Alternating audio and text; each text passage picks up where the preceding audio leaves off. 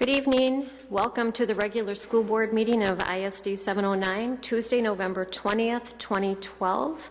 It is 6:30. May I please have the roll call? Thank you, Chair Wasson. Oh, is it on there?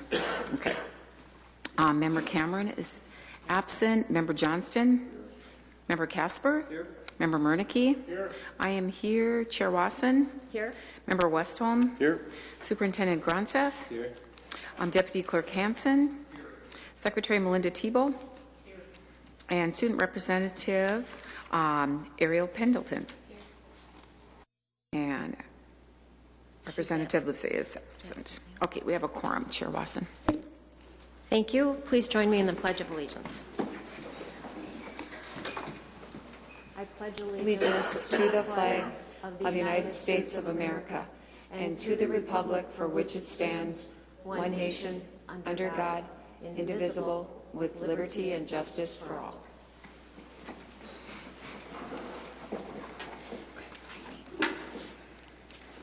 Moving on, may I please have a motion for the approval of the agenda? So moved. Moved by Member Saliga Punkel. Member Westholm. He had his second. Seconded by Member Westholm. Any corrections or additions? All those in favor, please say aye. Aye. Aye. Opposed? That moves on.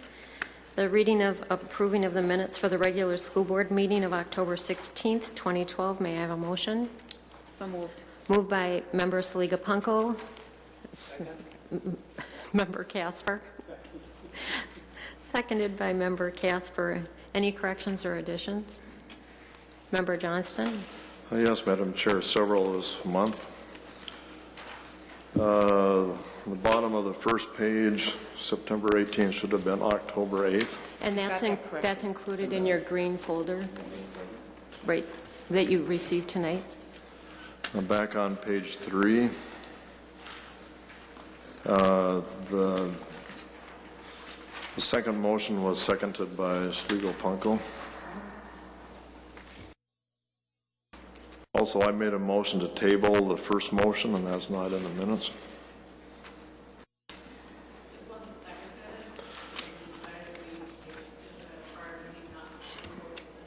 Thank you. I recall that our discussion was, which of course I disagree with, that you weren't going to put the wording of my motion in, not you weren't going to put my motion, that I did a motion. That is what the discussion had been. So that's how I understand it. And of course they're both wrong anyway, but as a minimum now you're saying you're not even going to put down when I make a motion. Is that what you're now saying? Member Murneke, are you going to address that? If a motion doesn't have a if a motion doesn't have a second, it's not a motion. Thank you. Okay, Madam Chair. What's your credentials, Mr. Murneke? You know, Mr. Johnston, we're going to be civil, and this was discussed at last month's board meeting. If you have more corrections to the minutes, and we'll yes, I am. I am making corrections on it. I say that somebody who's not a registered parliamentarian cannot be making parliamentarian statements, period. Excuse me, Member Johnston, last month we had this discussion. That's what was decided upon, this was not decided. We had decided that said that you weren't going to put my wording down. You weren't going to not put my even motion That's what down. Was decided. I'm the board no, chair, it was and that's not. what was decided. It was not decided that. Please move That on. was wrong, period. Move on. So again, the good thing is you can make sure you can shut me up as usual here. I'm just Thanks a making lot, Madam Chair and Mr. Murneke. You're Sitting welcome. there making fun and laughing as usual. Move on, Member Johnston. I'll move on when I feel like a Madam Chair.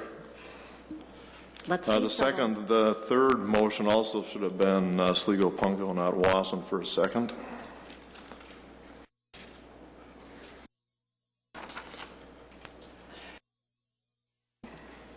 And on page number 4, the second was by Casper, not Westholm.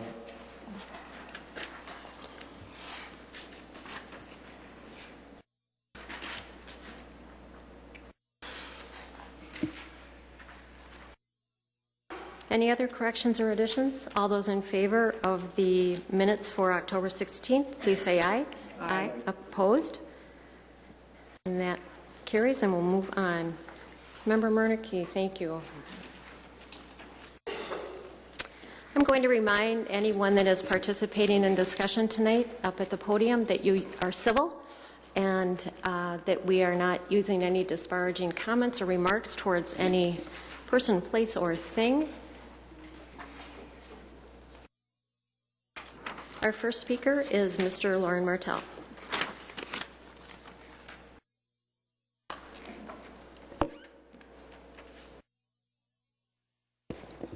Good evening. The chair keeps saying everything is covered in committee meetings. That's true. Everything is pre-decided before you walk in here. I took my calculator with me and added up this month's change orders. You have now rubber stamped just shy of $2 million since last January without any discussion in front of the public. The facilities manager says this is not excessive, but it looks excessive. He claimed at the last meeting that board resolutions have been passed granting exception to policy for the red plan. What resolutions are these? And who ever heard of passing a resolution to override a policy? Policy 7080 is quite specific. It states, quote, all change orders that fall outside the parameters listed or exceed $5,000 shall be presented to the Business Services Committee for approval. Most of these change orders have been falling outside the parameters listed and have exceeded $5,000.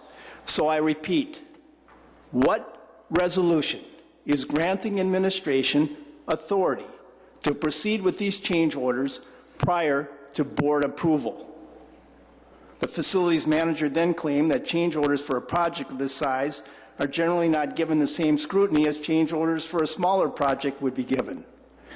Only this board would loosen oversight on a project like this. A project of this magnitude should be given closer scrutiny because things can get buried in all the overlapping bids. In other words, the possibility for graft is much larger on a large project.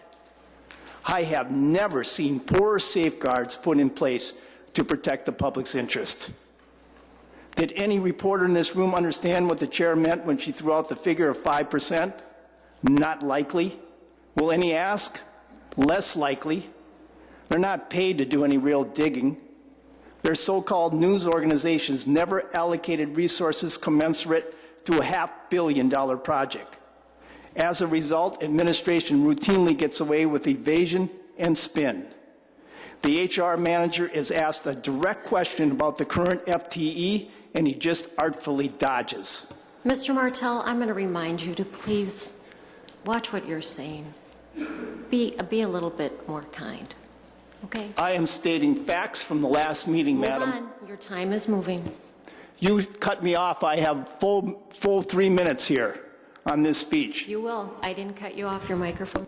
You interrupted me and you took up my time. And I did not cross any line there. I am simply reacting to what was said in the last meeting. And I have every right to do that. Just can't believe the way things are run in this room. I suspect the FTE has gone up despite teacher layoff returns. And I suspect the student-teacher ratio is at an all-time high. The public has a right to know, of course, but good luck getting to the truth. My own information requests on the subject has been ignored for months. 2 other legitimate information requests of mine going back to last March have also been blatantly ignored. This place is an abomination of representative government without a good, tough, bloodhound reporter in this room. Citizens are left to fend for themselves. Thank you. Our next speaker is Marcia Stromgren.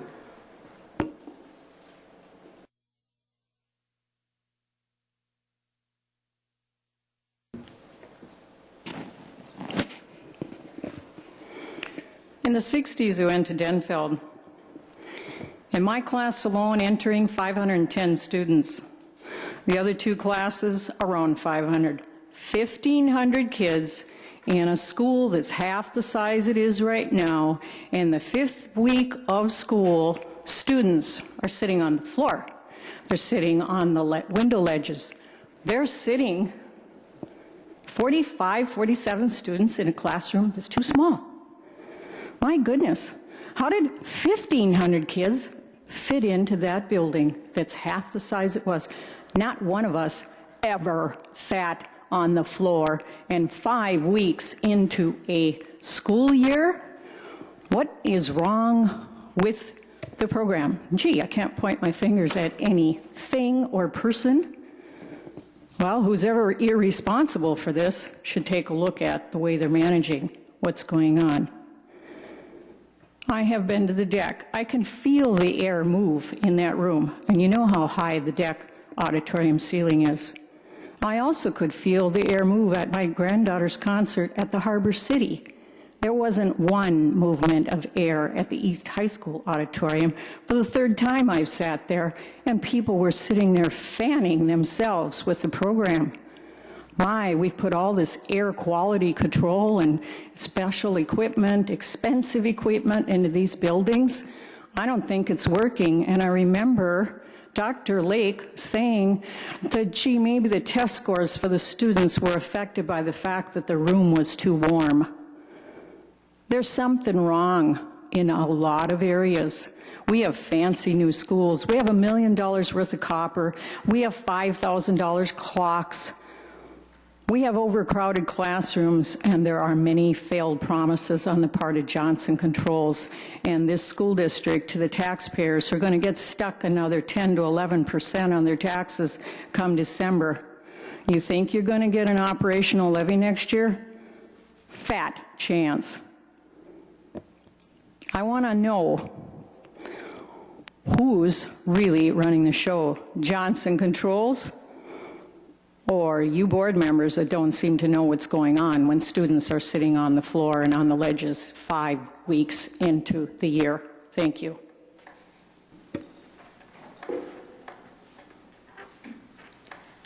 That's it for our audience participation tonight, and we will move on to the superintendent's report, please. All right, we have one letter from Tom Jones addressed to the City of Duluth and the Duluth School Board expressing his concerns related to increases in property taxes. As for my report, tonight we had the opportunity before the meeting to celebrate our newly tenured teachers, which is an annual event that I always look forward to, and we enjoyed music from Sterling Strings. They're just wonderful. They impress me all the time. And it's always exciting to welcome and recognize the accomplishments of our newly tenured teachers and to welcome them officially to a tenure status in the Duluth schools. And we thank them for everything that they do and look forward to working together long into the future. I also want to recognize Tanya Sconiers tonight, who was formally applauded by the YWCA as one of this year's Women of Distinction, and that's an award that recognizes the talents and abilities that Mrs. Sconiers brings to the City of Duluth and to the school district, and she's been with us for quite a long time, and we look forward to her continued leadership at Denfeld High School. And this being Thanksgiving week, I just wanted to take the opportunity to share how thankful I am to be able to serve the community in the role that I am in, and how thankful I am for the level of people that I work with every day. I work with very highly educated, highly experienced people who are leading the district well into the future. And also the board members and the staff of Duluth. I'm just thankful for the efforts and the passion and the dedication that we bring to education every day. And with that, I'd like to wish everyone a happy Thanksgiving. We have a lot to be proud of and a lot to be thankful for. Thank you, Superintendent, and I would echo those comments and thank you for what you do for this district. Thank you very much. We'll move on to the Education Committee report. Member Casper is chair. Yes, this is the Education Committee report for November 2012. We had an update on the assistive technology program, and it was very informative as far as some of the materials that our folks are using and obtaining to provide a better opportunity for our kids to be educated in some of those areas. It was very informative and fun to hear some of the things that our teachers and staff are using. We also had an update from Deb Wagner on our Students in Transition program. It's always unfortunate when we learn about how many kids are in the district that are homeless and have the struggles, but it was nice to hear some of the things that Deb Wagner and some of those folks are working on to help minimize that and to help those families that are some of our greatest need families. Pam Reese and her group was before us on several presentations as well. I did say several. And very informative. It's great to hear. Several of us as board members participated in a review with the federal folks from the Head Start program, and was quite reassuring to hear how well they looked upon the Duluth Head Start program and how well it integrates with our school district, and hearing from those folks from the federal program about that, how that always isn't the case.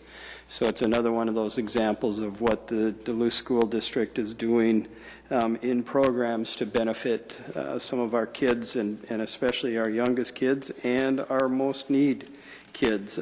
She also went through an abbreviated board training for us, and those all that information is in our packet.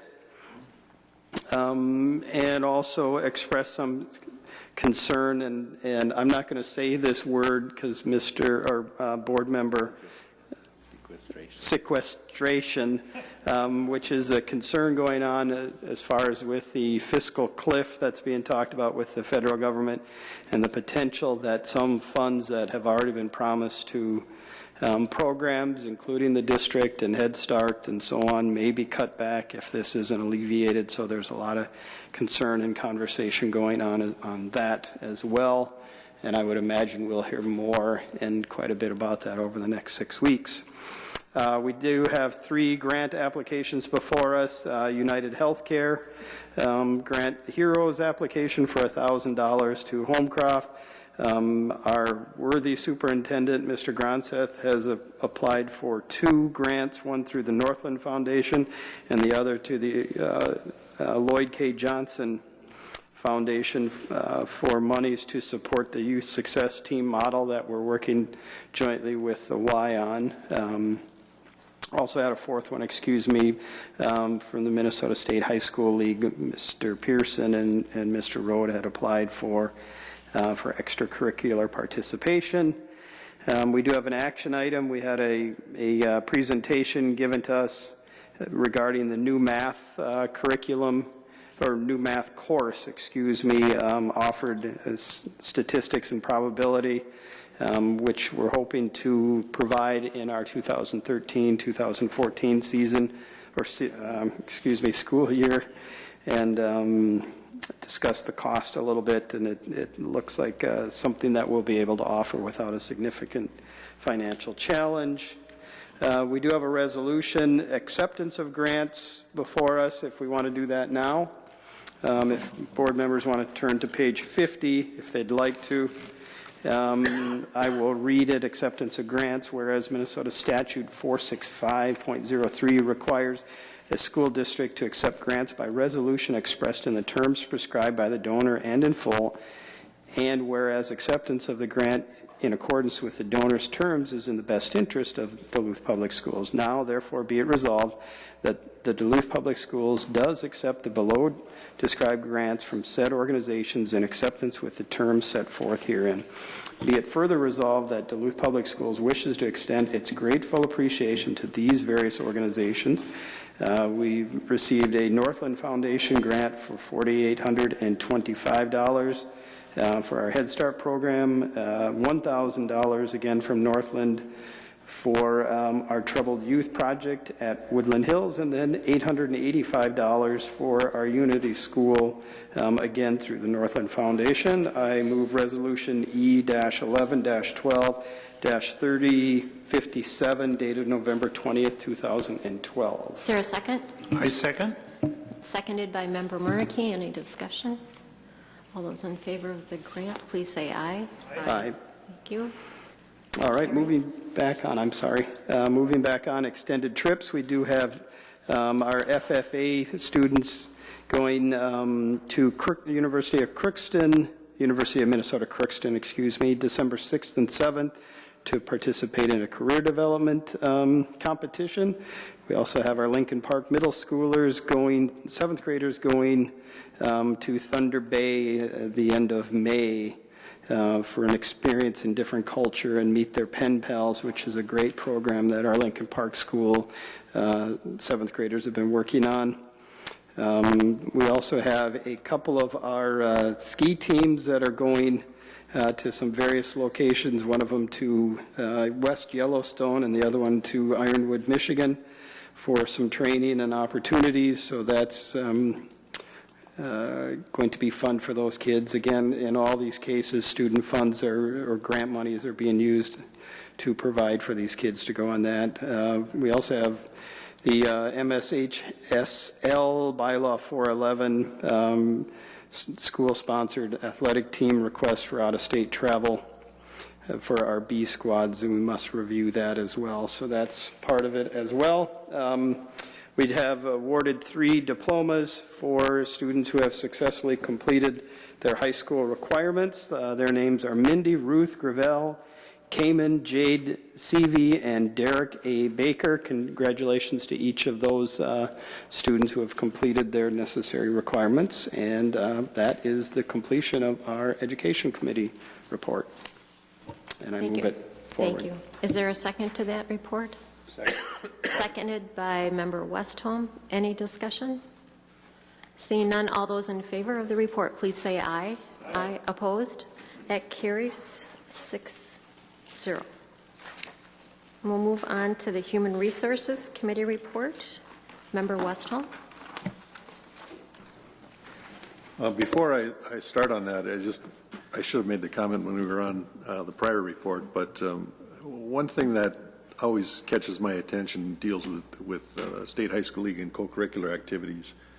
And, you know, from my own experience, I know Member Mernicke's experience, and the importance of those co-curricular activities is unbelievable. There's such a strong correlation between participation in co-curriculars, and that's far more than sports and success in schools. So I'm really happy that we have this grant application, and I don't know what the amount of money is that we're getting for it, but I know we'll put it to good use. So that's my commentary outside of my HR business.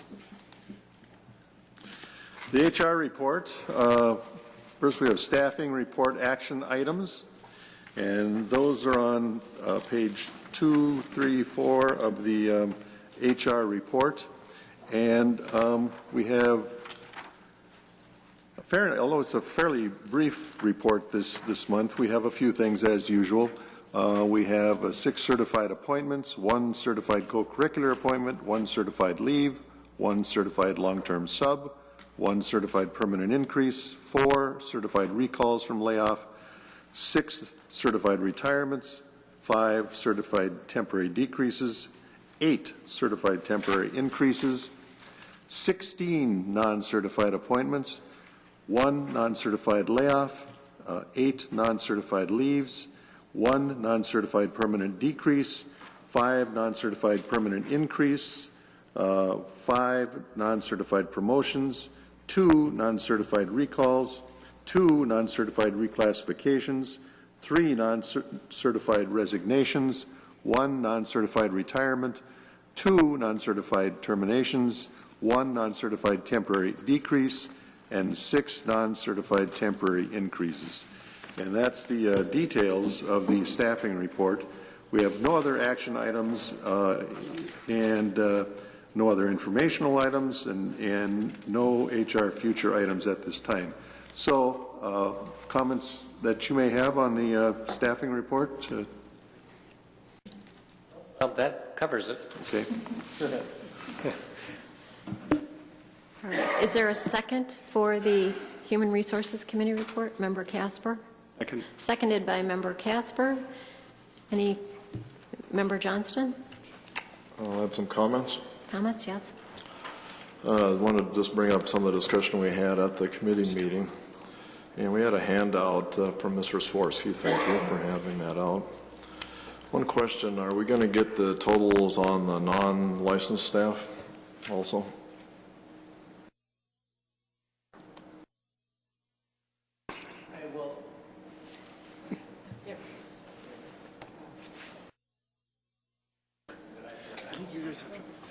Tom, turn yours off.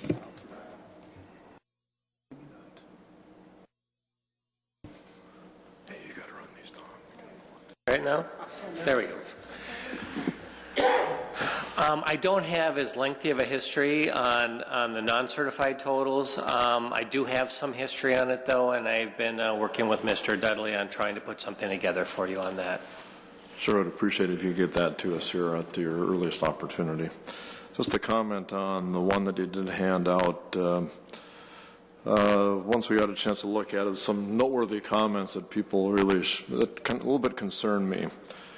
One is we had, since compared to last year, we had 39 teacher reductions. That's a lot. Of course, we all know that's happened. As we've had the large class size, we've all known that.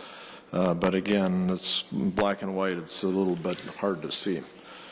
Luckily, we haven't had to lay off a lot of teachers, but obviously that hasn't helped us when we've eliminated those positions. They're still there, and that's nice we have to lay off teachers, but it's not nice when we lose positions.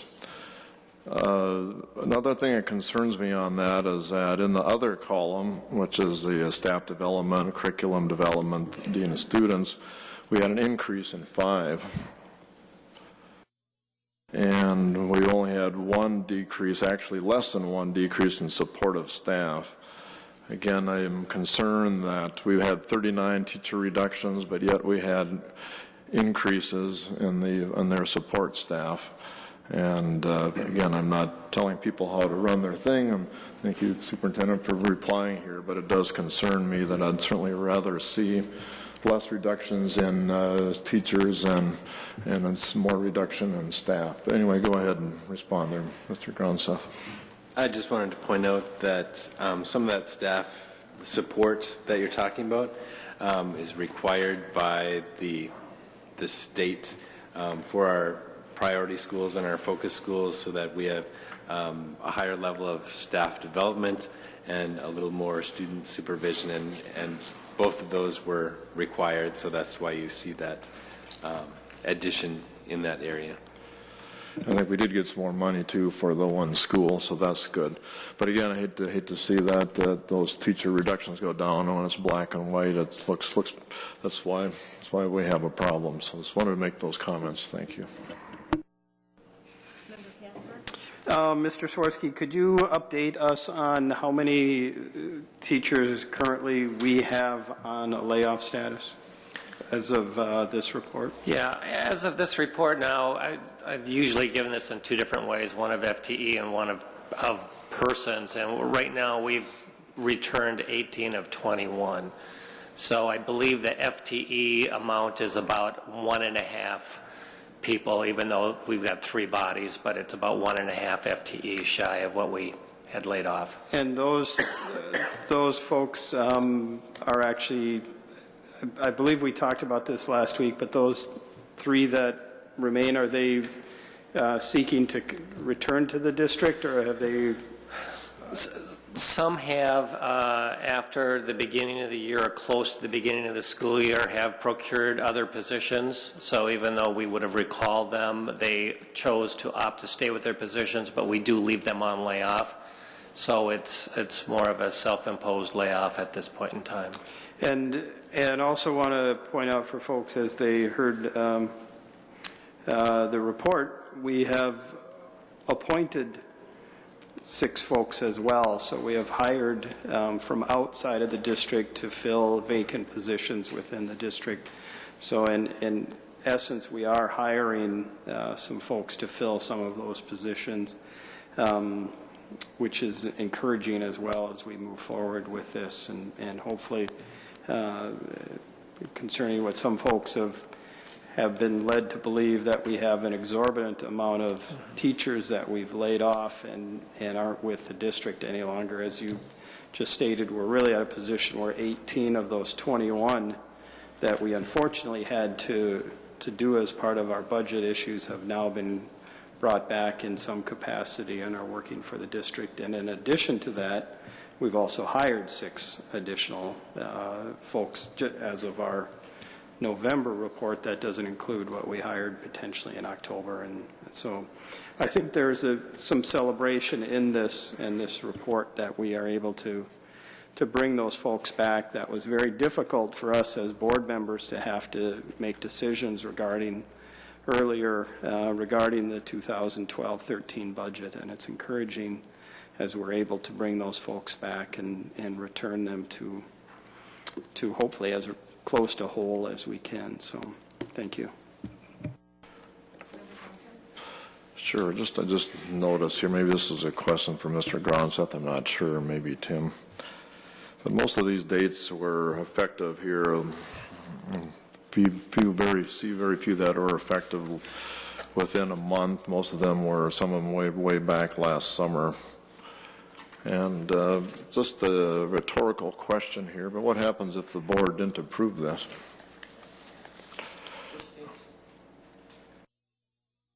Pardon? Which dates in particular? On the appointments? On the effective dates. When we do the, well, for instance, these were the October boards here. We've already had agenda setting by the time of the 8th, so those would just normally go into that next month. Now, if the letters that we do offer people positions all contain a statement that pending board approval. So if for some reason the board did not approve the appointment of these individuals, they would be notified and their positions would be discontinued. Would they also have to pay the money back that they had been paid from that effective date? They would have been paid up to that point in time for the time worked. But would they have to pay back then the thing from the effective date to now? They would not be paying back any money. They would be paid for the time they were worked. This has been part of our process for many, many years. It's been part of the board process for approving positions. Retroactively. Seeing no other lights on, oh, I do see a light on. Mr. Hanson?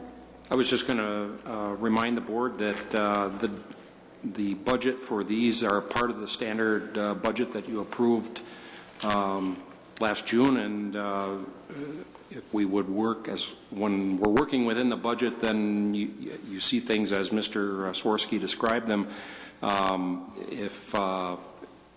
If we ever put anything in front of you that's not part of that, then we'd seek your approval prior to any implementation of that. So. Thank you. Seeing no other lights on, all those in favor of the Human Resources Committee report, please say aye. Aye. Opposed? That carries 5-1 with Member Johnston voting against that. Moving on to the Business Committee report. Member Saliga Punko, when you're ready. Okay, hold on just a second. Thank you, Chair Wasson. This is the Business Committee report for Tuesday, November 20th, 2012. We have the usual financial report in front of you, and bids, RFPs, and quotes reports. We have a bid for, it's the Congdon Park bid package number 3 for tile and terrazzo by the Grazzini brothers for $283,250. Number 2 bid for Congdon Park Elementary School and Myers Wilkins food service equipment, and that the two amounts are $263,345.54, and the other amount is $269,914.85. And let's see, we have no placeholders for RFPs or quotes. Policies and regulations, nothing. We have contracts, change orders and leases. Contracts, we have Ron Soberg, lobbyist contract. Recommended that the Duluth School Board approve the contract with Ron Soberg in the amount of $60,000 per year. And then we have the University of Minnesota Duluth College in the Schools program. It's a contract that's recommended that Duluth School Board approve the contract with UMD for College in the Schools amount of $52,000, and change orders for the following schools, the Eastern Middle School or Dean East. We have a few of those, and Congdon Park Elementary. We have Laura MacArthur, Myers Wilkins, Piedmont, and the Eastern High School or East, and Lincoln Park Middle School. So all of those change orders, board members, that you see. And then there are no resolutions this month, which is quite odd. We usually have quite a few each month, so it's kind of nice. And informational, we have expenditure contracts, revenue contracts, there are none, other contracts, facilities management and capital project status report. We have the Johnson Controls long-range plan status report, change orders, contract signed in relation to the long-range plan, and board discussion on the property tax levy. And then future items are the financial audit. So, oh, and then we had the board members at your place, you had the summary cost status report too, so you had a chance to see that. So I think that's it, and so I move the complete business report, Chair Wasson. Is there a second? Second. Member Casper? I'm sorry. Member Casper seconded the report. Anything to be discussed or held? Member Johnston? Madam Chair, 1F, 1F. 4A1. I'd like to have a separate vote on 4.2. My fingers are not. 4A1. 4A2. All right. A separate vote on that one? Pardon? A separate vote on 4A2? Yes. 4B1 or 4B. And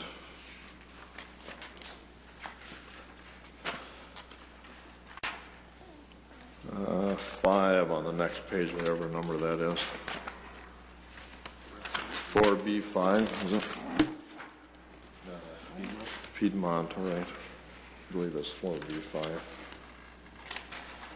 And 4B6. On the second page. And 4B7. Is there anyone else that has any comments or And things? 6E. Oh. And 6F.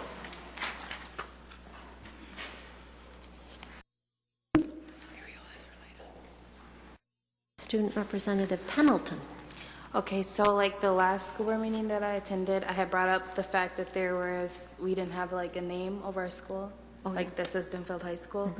And then you guys responded and said that we had a little like thing that says our name or whatever. It's like brick. It's like on the side of our school. Well, a former class had like paid for that and came up with the money for that. So I was just wondering like if it is possible that we could get maybe our name on our school, or is that a no, or? Well, thank you for that, and we'll have that discussion at the, following the other things. Perfect. Thank you. Is nothing else? Okay. Any other items to be brought about? If not, we will go back to Member Johnston's first item, which was 1F.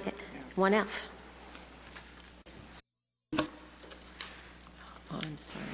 There we go. Sure, that's the Wadham projection here. Just wanted again to point out here with the handout that Mr. Swirsky handed out at the committee meeting. Again, just wanted to point out here that we've lost over 100 students since last year. Last year we had only lost about 20. This year we lost about 100. And since October we've lost another 20 over that. And again, that just concerns me that our student reductions are continuing. You can move on to 4A1.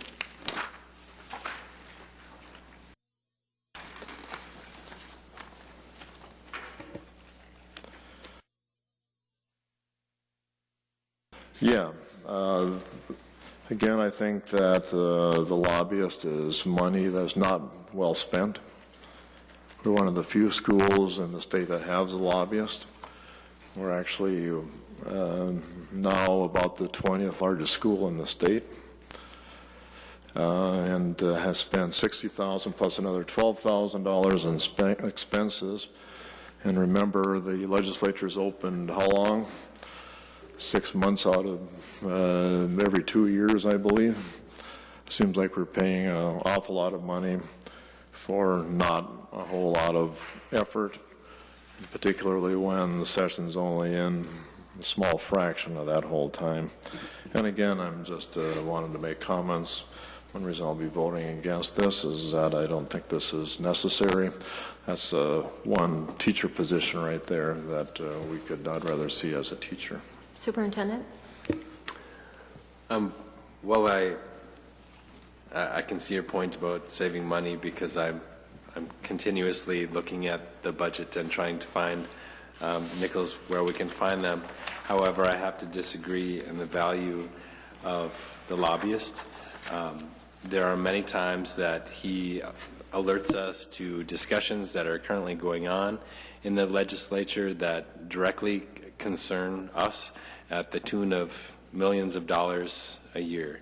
And so I think that the times that he helps us and lets us know when we have to be and where we have to be and what we need to talk about and which points are the ones we should be talking about is really an invaluable service. And I know that districts all across the state also use lobbyists.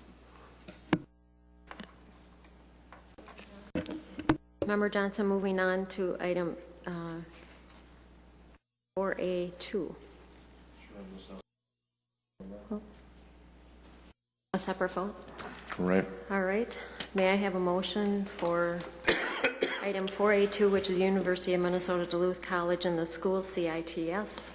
Sure, I move to accept that. Oh, you're right. You're right. For both of those? No, it has to be. We just have to vote on it. All right. All those in favor of this motion, please say aye. Aye. Opposed? Aye.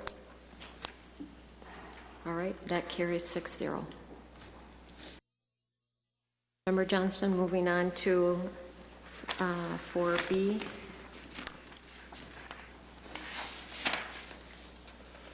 Madam Chair, again, we have this discussion all the time, but since it's very important, I'm going to bring it up. Again, as I think a couple of the speakers alluded to, we've had close to $1 million in change orders this year. And more of my concern is that, as we've talked about before, and I want the public to hear this, that these change orders, if I understand it right, have already been implemented. They're already finished. They're already done. And that, again, why are we as a board even here if so far seems like obviously the question comes up again, and I'll maybe put the superintendent on the spot again. What happens if we, which it won't happen of course with this board, that we actually did not approve any of these change orders, yet they're already constructed? And that is a question to the superintendent.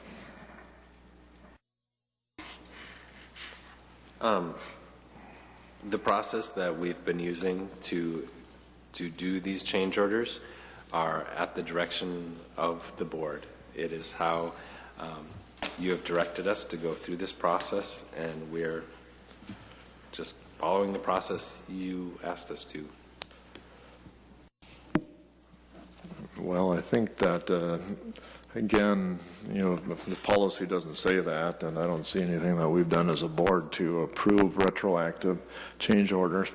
And I did go back and look, had to do it really quick and rough, but the change orders that have been approved since the start of the change orders retroactively that have been approved since the start of this project are close to $10 million. Again, the number itself I'm not so worried about, as the fact that $10 million worth of changes were implemented prior to school board approval. $5,000 here. I don't care about the $6,505 for the masonry on East. Okay, it's a minor part, but when you add these all up and we're up to $10 million, it suddenly becomes something that should not be cavalier. And it very much concerns me as a contract administrator for the federal government. This is very concerning. In fact, I got to the point where one of my contracting officers that I work with indicated to me, he said, if I were you, I would immediately resign from the board because you're responsible for stuff which is probably illegally done. And when you talk about $10 million, I know the superintendent and Mr. Leiter disagree on this, but again, this can and should be done better. And I'm just wanting to bring these up because that's not the way we should be managing a $315 million project. And the reason I'm bringing this up now is that I didn't even know this was happening until a couple months ago when I realized that the cement had already been poured in Congdon, and we hadn't even approved it. And I realized, I went back and looked and said, gee, this doesn't just happen in Congdon, this has happened for the last 4 years. And it's a very irresponsible way to conduct business. I just want to reiterate that everything that is on here is done per the board's direction, and it's all perfectly legal how it's done.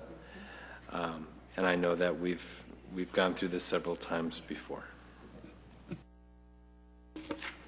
Thank you, Superintendent. Member Johnson, moving on to 5, I don't know what number it is.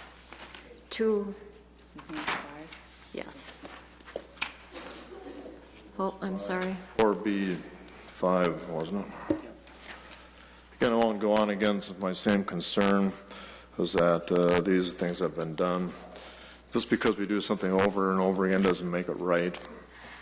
And when we're talking about $350 million project, it should be done tighter. And as a minimum, we should have changed our policy, and this is violating our own policy.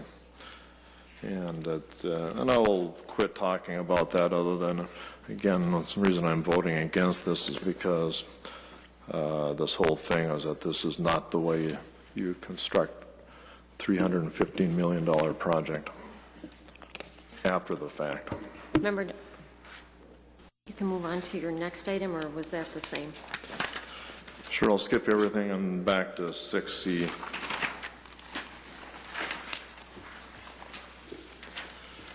C or E? I think you said E. 6E. E is an elephant. Thank you.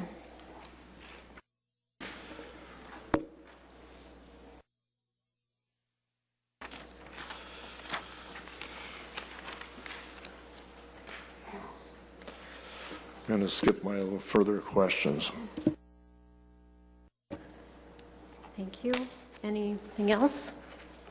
If not, all those in favor of the remainder of the Business Committee report, please say aye. Aye. Opposed? No. That carries 5-1 with Member Johnston voting against it. We have no special resolutions. Oh, we do want to get on to Student Representative Pendleton's question about the Denfeld sign. I don't know if Mr. Leiter or the superintendent want to address that. Well, thank you. I can tell you that we have discussed it at the cabinet level and are looking further into it as far as what the city's unified code will allow us to do because it can only be so long. I don't know if you've had a chance to learn anything more about that. Members of the board, Superintendent, I haven't heard that the modifications to the city sign ordinance have been approved. Once approved, however, I believe that the sign that is desired at Denfeld could be directed and installed. It was not part of our bid and construction project, so it would be a new scope of work or a feature that we would need to add with some budget accordingly. There are some other signs that were part of the project Piedmont and Laura MacArthur signs that have not been completed because they would have been in violation of the ordinance, and also when that ordinance, the new ordinance is adopted, I believe we would be able to finish installing those signs. Member Pendleton, would you like to say anything? Thanks, I guess, for looking into that. I'm happy that it's not something that was thrown up into the air and that you guys are actually listening to what I'm saying. So thank you. I appreciate it. Thank you for participating. We appreciate that. All right. That is all that we have as far as questions and others. We wish everyone a safe and happy holiday. Happy Thanksgiving. Thank you all very much, and our meeting is adjourned. Art, I'm sorry.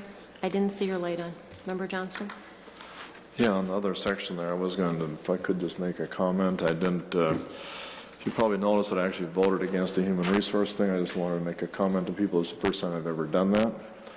And I don't like to do that because I always like to say that even though we disagree on a lot of the business things here, that I always support the education and the human resource. I just want to say why I elected to vote against that today was I finally got the tabulation of how many teachers we are losing and the things there that concerns me, and that's why I have to vote against that.